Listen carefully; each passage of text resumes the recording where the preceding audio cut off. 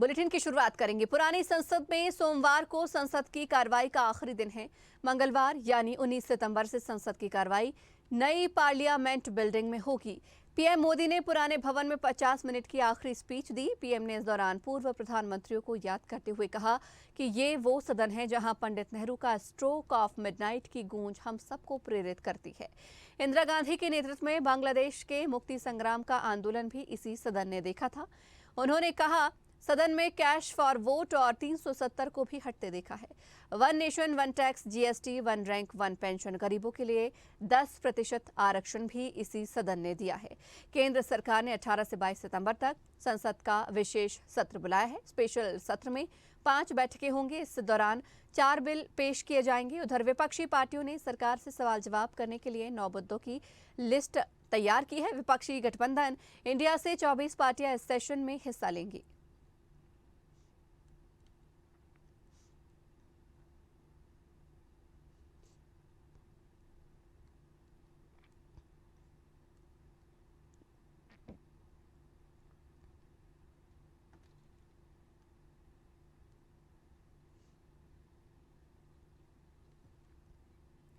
और आइए बड़ी खबर इंदौर से। भाजपा नेता प्रमोद टंडन ने इस्तीफा दिया।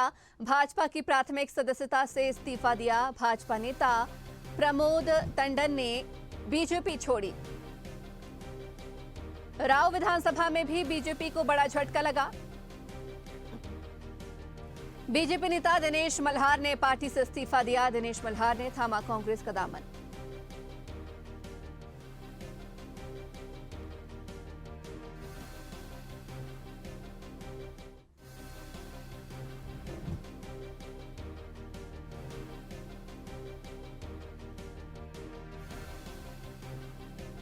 तो भाजपा नेता प्रमोद टंडन ने इस्तीफा दिया। भाजपा की प्राथमिक सदस्यता से इस्तीफा दिया। राव विधानसभा में भी बीजेपी को बड़ा झटका लगा।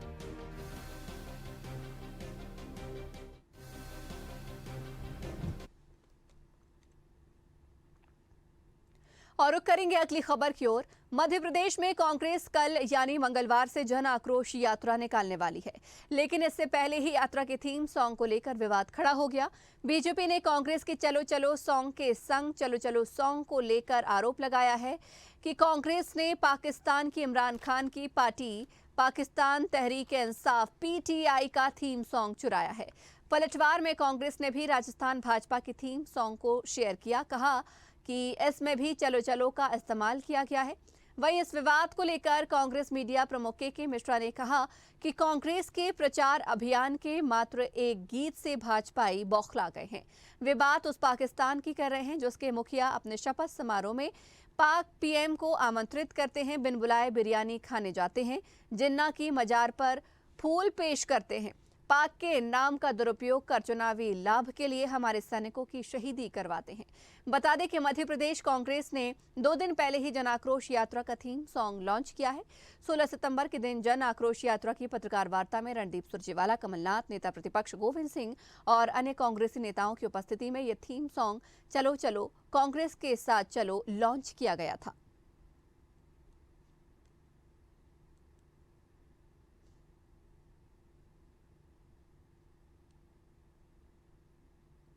चलो इमरान के साथ, चलो चलो इमरान के साथ, चलो चलो इमरान के साथ, चलो चलो इमरान के साथ, चलो चलो इमरान के साथ, चलो चलो इमरान के साथ, चलो चलो चलो चलो चलो चलो चलो कांग्रेस के संग चलो चलो चलो चलो चलो चलो चलो चलो चलो चलो कांग्रेस के संग चलो चलो चलो।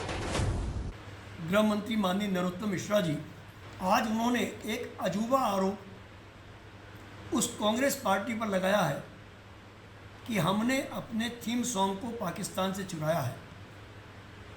सबसे पहले मैं गृह मंत्री जी आपको बता दूं कि कांग्रेस पार्टी वह पार्टी है जिसकी नेता श्रीमती इंदिरा गांधी जी ने, जो सपने में आज भी आपको दिखाई देती हैं, उन्होंने पाकिस्तान के 2 टुकड़े कर बांग्लादेश बना दिया था। आप उस पाकिस्तान की बात कर रहे हैं जहां आपके प्रधानमंत्री जी यानी नरेंद्र मोदी जी बिना बुलाए पाकिस्तान के मेहमान बनकर बिरयानी खाने पहुंचते हैं। गृह मंत्री माननीय नरोत्तम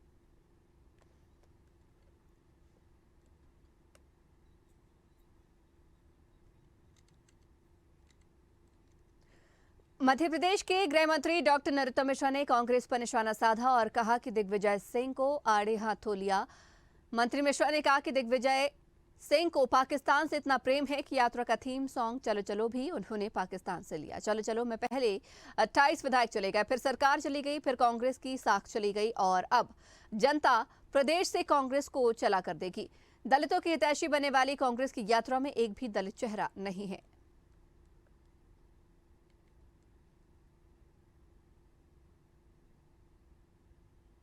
की आप बात कर रहे हैं, चचा जान इसे पाकिस्तान से चुरा के लाए, वो आपको सुना रहा हूं मैं। ये पाकिस्तान का थीम है, ये वो चलो चलो है और ये कांग्रेस ने जो जारी किया है, अब ये कांग्रेस का आया है, वो देखिए ये कांग्रेस, ये इनको थीम नहीं चुराना पड़ा तो पाकिस्तान से चुराना पड़ा। ये है दूसरा विषय आप सबके ध्यान में या आपके ध्यान के माध्यम से, ये चलो चलो में 28 विधायक चले गए थे कांग्रेस, ये चलो चलो में ही सरकार चली गई थी, ये चलो चलो में पूरी कांग्रेस की साख चली गई थी और फिर वही चलो चलो में अब इस प्रदेश से कांग्रेस चलता कर देगी जनता। कांग्रेस के अब चलो चलो और जाने का समय आ गया है। अब वो यात्रा में आप देखो कि एक भी दलित चेहरा नहीं है, यात्रा में आप देखिए एक भी महिला चेहरा नहीं है। बहुत बड़े दलितों के हितैषी बनते, एक भी महिला नहीं। लाडली बहनाओं से इतनी चिड़काए को है। इससे आप कांग्रेस की यात्रा को समझ सकते हैं कि इस तरह से किस तरह से ये यात्रा निकाल रहे हैं। जो थीम सॉन्ग की आप बात कर,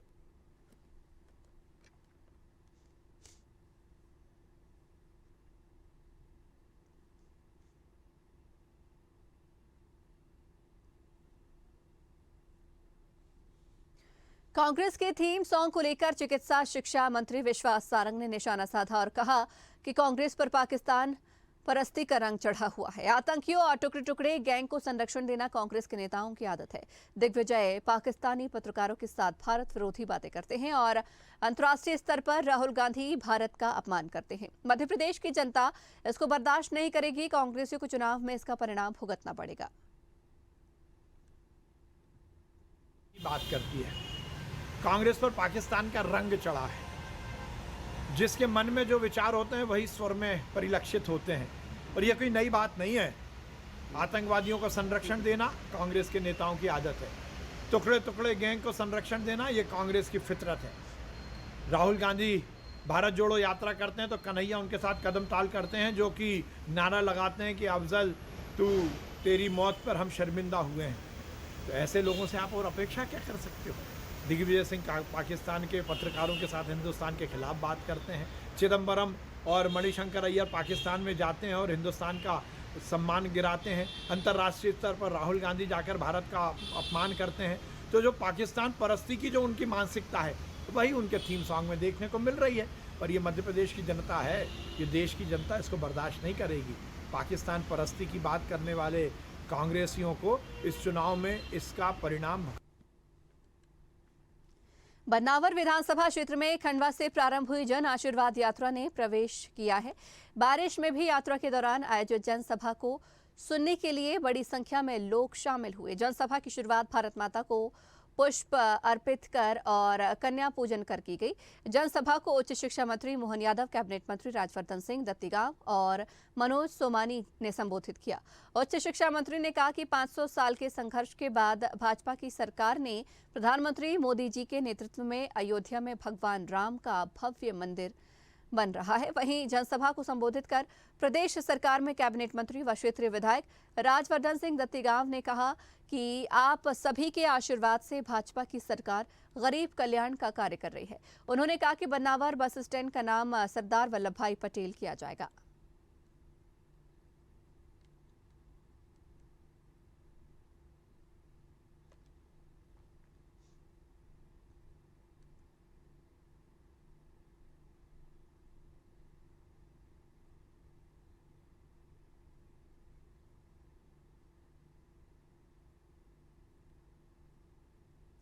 प्रदेश भर में विधानसभा चुनाव से पहले भाजपा जन आशीर्वाद यात्रा निकालकर जनता का दिल जीतने में लगी है, तो वहीं कांग्रेस के पूर्व केंद्रीय मंत्री और वरिष्ठ नेता सुरेश पचौरी और जिलाध्यक्ष ओम पटेल ने प्रेस वार्ता की है और बताया कि कांग्रेस पार्टी प्रदेश में जन आक्रोश रैली निकालने जनता के बीच जा रही है, जिसमें कांग्रेस कमलनाथ सरकार के कार्यकाल की उपलब्धियों को गिनाएगी और भाजपा सरकार की खामियों को लेकर बताएगी। सुरेश पचौरी ने बीजेपी पर निशाना साधते हुए कहा कि भाजपा जन आशीर्वाद यात्रा निकालकर जनता को भ्रमित कर रही है। जनता के असंतोष को उजागर करने कांग्रेस जन आक्रोश रैली निकालेगी और भाजपा की नाकामी को जनता के बीच जाकर उजागर करेगी।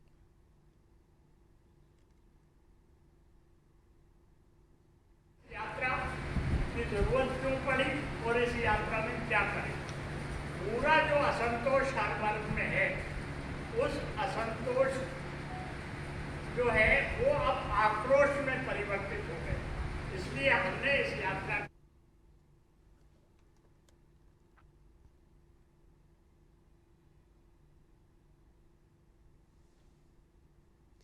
इंदौर की राव विधानसभा और महू विधानसभा में बीजेपी की जन आशीर्वाद यात्रा का आगमन होगा। इसी को लेकर कांग्रेस प्रदेश महामंत्री अभिषेक जाट का कहना है कि अगर बीजेपी ने इतने काम किए हैं तो यात्रा क्यों निकाल रही है। अभिषेक जाट ने बीजेपी पर हमला बोलते हुए कहा कि प्रदेश में कई किसान परेशान हैं जिन्हें फसल बीमा का लाभ नहीं मिल पा रहा है। वहीं कई आंगनबाड़ी केंद्रों में छत तक नहीं है। बीजेपी सिर्फ चुनावी वादे करती है। कांग्रेस प्रदेश महामंत्री अभिषेक जाट से खास बातचीत की स्वदेश न्यूज के इंदौर संवाददाता चेतन सिंह ठाकुर ने। प्रदेश शासन की जन आशीर्वाद यात्रा का आगाज इंदौर जिले में हो चुका है। इंदौर के कई ग्रामीण क्षेत्रों में ये जन आशीर्वाद यात्रा पहुंच चुकी है। वास्तविक हकीकत क्या है, ये तमाम सवाल हमारे हैं, जिसका जवाब देने के लिए हमारे साथ आज यहाँ पर मौजूद है कांग्रेस के महामंत्री अभिषेक जाट। युवा हैं, युवा सोच रखते हैं। उनका कहना है कि जिस तरीके से जन आशीर्वाद यात्रा का आगाज है, जन आशीर्वाद यात्रा को लेकर खुद प्रदेश के मुखिया शिवराज सिंह चौहान और साथ में बता दें महाराष्ट्र के उप मुख्यमंत्री देवेंद्र फडणवीस जी भी उनके साथ में, और लगातार जन आशीर्वाद यात्रा में लोगों को यहाँ की योजनाओं के बारे में गिनाएंगे और लगातार यहाँ पर जो योजनाएं थी उसका लाभ हुआ कि नहीं मिला लोगों को, यह तमाम सवाल लोगों के रहेंगे और इस जवाब को लेकर हर क्षेत्र में घूमेंगे। चलिए हम आपसे पूछते हैं कि जन आशीर्वाद यात्रा कितनी महत्वपूर्ण है और क्यों ये महत्वपूर्ण यात्रा यहाँ निकाली जा रही है। सबसे पहले मैं आपके माध्यम से बताना चाहता हूं कि भारतीय जनता पार्टी वो पार्टी है जो झूठ, प्रपोंड और ढोंग के मुताबिक पूरे प्रदेश में, पूरे देश के अंदर इस तरीके का ढोंग रचाती है और दुनिया में उनसे अच्छा मार्केटिंग वाला कोई बंदा आपको मिलेगा नहीं। जन आशीर्वाद यात्रा उनकी विफलता सबसे पहले, इसके पहले उन्होंने एक विकास यात्रा निकाली थी। आपने भी देखे थे, बड़े बड़े बैनर पोस्टर लगे हुए थे पूरे प्रदेश के अंदर, और विकास यात्रा का क्या परिणाम आया ये आप जानते हैं मेरे से ज़्यादा बेटर तरीके से। अब इनने एक जन आशीर्वाद यात्रा निकाली। जनता उनको आशीर्वाद यदि देती तो वो काम ऐसे करते जिससे जनता उनको निरंतर आशीर्वाद देती। उनने ऐसे कोई काम नहीं करे, वो अपनी उपलब्धि ही नहीं गिना पा रहे हैं कि हमने क्या काम किया। 18 साल की जो इनकी सरकार रही है और निरंतर मामा, लोगों को मात्र एक शब्द बोला जाता है गाँव में कि मामा कैसे बनाया जा सकता है, तो निरंतर वो जनता को, आम जनता को मामा बनाने का काम कर रहे हैं। ये यात्रा आज से 2 दिन पहले ये निकालते तो इंदौर की परिस्थिति देखते, गाँवों की परिस्थिति देखते, गाँवों में स्कूलों की परिस्थिति देखिए जाके, जहाँ स्कूल खंडर की स्थिति में हो चुके हैं। और आप यहाँ की आंगनवाड़ियाँ देखिए जहाँ पे आज बच्चों के बौद्धिक विकास के लिए जो एक स्टेप होती है, बचपने की स्टेप होती है, जिसे कच्चा घड़ा मिट्टी का होता है और उसको किस तरीके से बनाया जाता है, तो वहाँ पे भी आप जाके देखेंगे तो आंगनवाड़ियाँ सब खाली पड़ी हुई है। वहाँ पे कुछ भी नहीं, ना खेलने की सामग्री नहीं है। एक दौर मैंने देखा था, मामा है चाहे हमारे इंदौर के अच्छे बड़े बड़े नेताओं थे, वो ठेला ले लेके खिलौने बांट रहे थे, मैदानों में घूम रहे थे। तो मुझे तो एक भी जगह खिलौना नहीं दिखता। मैंने कई आंगनवाड़ियों के दौरा करता हूँ, स्कूलों में जाता हूँ, जनता के बीच में जाता हूँ, और जब जनता से पूछता हूँ तो आज जो इन्होंने एक योजना और निकाली नए सिरे से कि लाडली बहना आवास योजना, वो भी एक छला हुआ ढोंग है। क्या इसके पहले कुटीर योजनाओं के कितने लाभ इंदौर जिले में मिले, आप बताइए। आपको पता होना चाहिए कि मैं जहाँ बैठा हुआ हूँ अभी फ़िलहाल की कंडीशन में देवगढ़ में हूँ, आपके साथ में बैठा हूँ। मैं आपको ये बताऊँ कि यहाँ 15 साल के अंदर 10 लोगों को आवास योजना का लाभ नहीं मिला, कुटीरों का लाभ नहीं मिला। कम से कम 70 से 80 लोग लाइनों में लगे हुए कई दिनों से, आज भी लोग तिरपालों में रहते। विकास यात्रा चाहे इनकी जन आशीर्वाद यात्रा, इनमें सब में ये ढोंग करते हैं, लोगों को बताते हैं कि हमने ये किया, कुछ भी नहीं है। लोगों को राशन नहीं मिल रहा है, लोगों को स्वास्थ्य नहीं मिल रहा है, लोगों को रोजगार नहीं मिल रहा। अभी आपने बहुत बड़ा घोटाला करा है, पटवारी घोटाला। आम आदमी जो अपने बच्चों को पढ़ाता है, महंगे महंगे कॉलेज में, स्कूलों में पढ़ाने का प्रयास करता है, फिर उसके बाद में महंगी ट्यूशनें देता है, तो निरंतर वो इतना खर्च कर देता है, उसके जीवन का वो पेट काट काट के पैसा देता है, और फिर आप करते हैं घोटाला, फिर कमीशन खोरी, 50% कमीशन खोरी। आज किसी भी कार्यालय में, आज मैं मानता हूं कि हमारे जब कमलनाथ जी थे और उसके पहले दिग्विजय सिंह जब मध्य प्रदेश के मुख्यमंत्री हुआ करते थे, उन्होंने पंचायती राज स्थापित किया था, जब पंचायत को बहुत सारे अधिकार हुआ करते थे, यहीं पे तहसील के लगभग सारे काम निपटाए जाते थे। आज आदमी तहसील के 10-10 चक्कर लगा रहा, चाहे नामांतरण की बात करें, चाहे खसरा बीवन की बात करें। एक ऐसी परिस्थिति मध्य प्रदेश के अंदर इनने निर्मित कर दी है कि जिसके कारण मध्य प्रदेश की जनता, आम जनता भूखमरी के कागार तक पहुंचाने का सबसे बड़ा यदि किसी का कारण है तो भारतीय जनता पार्टी है। आप बिजली के बिल देखिए, मैं जब गलियों में जाता हूं, मोहल्लों में जाता हूं, जब मैं मेरे लोगों से बात करता हूं, तो वहाँ उनके बिजली के बिल 4-4 हज़ार आ रहे हैं। आपने कोविड के दौर में भी आपने बोला था कि हम आपके सहयोग कर देते हैं।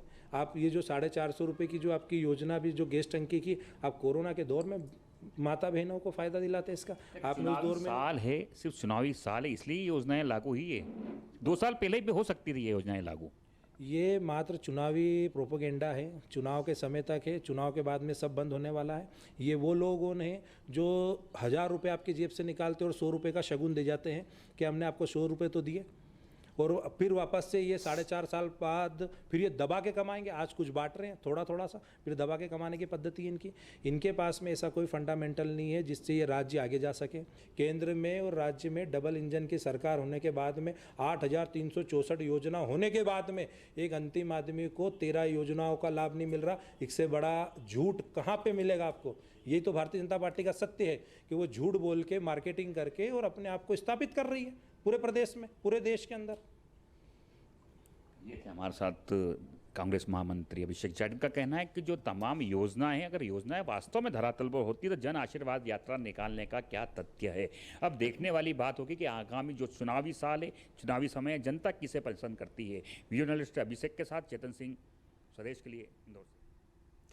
और इसी के साथ ही इस बुलेटिन में फिलहाल इतना ही। बने रहिए स्वदेश न्यूज के साथ। सबसे पहले देश। अगर आपको हमारा वीडियो पसंद आया तो लाइक, शेयर, कमेंट, सब्सक्राइब करें, बेल आइकन का बटन दबाएं। हमारी वेबसाइट swadesh live.com पर जाना ना भूलें।